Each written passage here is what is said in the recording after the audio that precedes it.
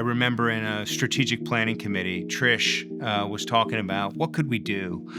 Could we actually send kids around the world? Could we do something differently when we thought about global education? And it was such a compelling idea that the strategic planning committee asked her, they said, hey, could you come to the board and talk about this? And as we did, she came to the board meeting and everybody was like, that's a really good idea. We really believed that we could provide a global education for students of every age, whether they were in pre-first or 12th. And more fundamentally, we thought that without a true understanding of the world around them and without a sense of cultural awareness or global mindedness, students wouldn't be able to become the true critical thinkers that we need them to be for the future. It was a simple idea, which is that the world is getting more and more global. And how do we give the exposure and the experiences and the lens through which to view everything that's happening with that global view? And so how do we create engaged, confident citizens of the world with a global mindset? We talked to Neville about this, and he stopped us, and he said, look, I see that you want a gift from me. So I'm going to tell you two things. One, I'm going to give you a gift. But two, I'm only going to give you that gift if you have a really big idea that's going to change the way we do things. And it was like this moment that we had never felt. And I remember going back to a group of teachers who was working on this. And I said, Mr. Isdell wants us to dream bigger. What we presented, he felt like really didn't push the envelope. And the teachers, it's no surprise that Helen wept. And she said, no one ever asks us to dream bigger. It obviously starts with Neville. Neville had the simple question, which often, launches 1,000 ships, to use the idea. And I think it was a challenge that Fred then took on to say, that's a really important question. There was nothing that you could step back and look at 10 years ago and say that, there was going to be a more global world. The world was getting smaller, all those cliches. How do we create engaged, confident citizens of the world with a global mindset? And what does that look like? What would that mean? How would you think about that? All the way from a pre-first, all the way to a 12th grader. And how would that come to life? And so from that very, simple question that Neville asked, or a somewhat bigger idea, that was really the impetus for the whole thing. I think one of the biggest takeaways I've had from the ICGL program is the foundational learning we do. We start at the young age in lower school, and everything we're doing is built off of. Everything we do, we refer back to. So it's like, do you remember when we did this activity or heard from this speaker?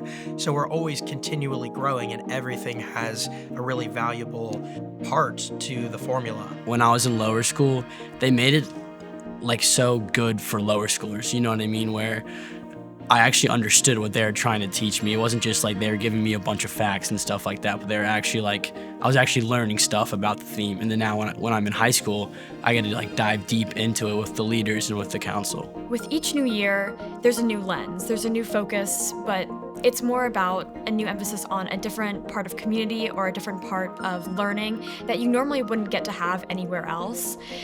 Once I got into the high school as a part of the ICGL Council in 9th grade, it was more of doing programming events to kind of teach the rest of my student body and my peers on the topics that I was learning, kind of graduating into this position of being a teacher and being a first-hand learner rather than the one in the audience. When you're in high school and you're 15, 16, 17 years old, up until that point in your life, you've always kind of had answers to things.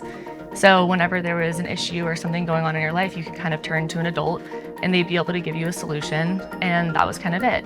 And so I think that with ICGL, you're covering really important topics, and you're talking about poverty, you're talking about climate change, energy, education, all of these things that are really interrelated. It's very easy to jump into these problems with a bunch of solutions without actually consulting the people dealing with these issues. We're encouraged and very encouraged to just sit and listen, because the only way, and we talk about this in a co-production project we did, the only way to really come to the solution is to actually hear all the voices of everyone who's being impacted by these issues. I think that travel is important for many reasons, but one of those being that it takes the focus off of you as an individual. We go through our lives in our own head all of the time and thinking about like, what do I want to do? How does this affect me? And all these things. But then when you see all of these varied experiences and people, then you can kind of understand that it's not just about you and that there's all these other ecosystems that matter. And so it kind of like decenters you in your own life a bit, which I think is healthy. After going to Morocco, I realized that the US has a lot of stereotypes for African countries or Muslim countries.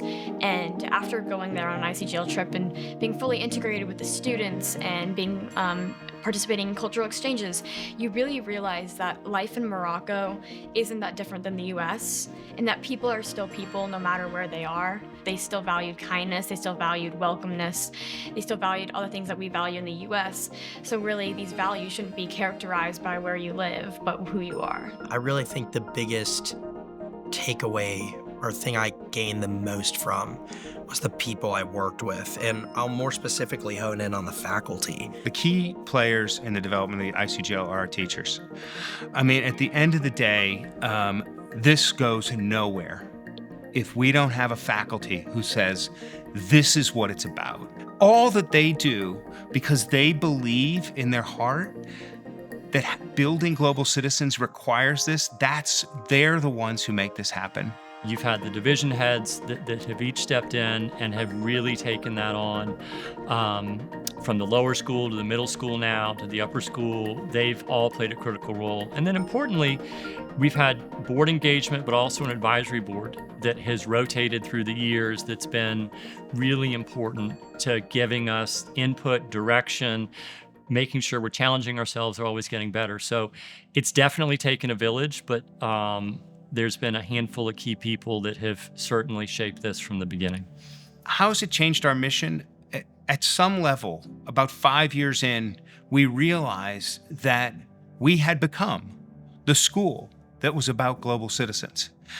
I think that's really cool, right? I mean, it's like our identity. We were so focused on trying to do this well that people started to recognize, like, this is really excellence in action. It's just really cool to see like how much Miss Anderson and everybody else has done. Like, it's a huge thing that really separates PACE now. And until I was really in high school, I didn't realize how much of a difference that made, because I talk to people now who are in other schools. I'm like, yeah, I'm going to Japan this summer. I went to Belize in 8th grade, and they're just like, what? Like, that's like, are you being serious? So hands down, like the ICGL program completely is the reason that I'm studying what I am today. The reason why I also have the global view that I do. I mean, outside of even the scholars program, you know, being able to travel to Patagonia and Yellowstone and like interacting with different kinds of people in like really beautiful places and learning about culture and all that kind of stuff were things that were not accessible to a lot of people I went to college with. And I feel very privileged that I had the opportunity at PACE to, you know, be a part of something like that. And biggest thing I would say is the global perspective aspect of it. It's something that's been a big emphasis, but it's truly left a mark behind on me and a lot of my peers who always look at problems in a global context now. Like, technology isn't just a problem that we're going through in the US, it's something that I have to broaden my perspective and understand. So whatever problems that I'm gonna see and face and understand in college, I'm gonna understand that it's a problem that's affecting our world as a whole.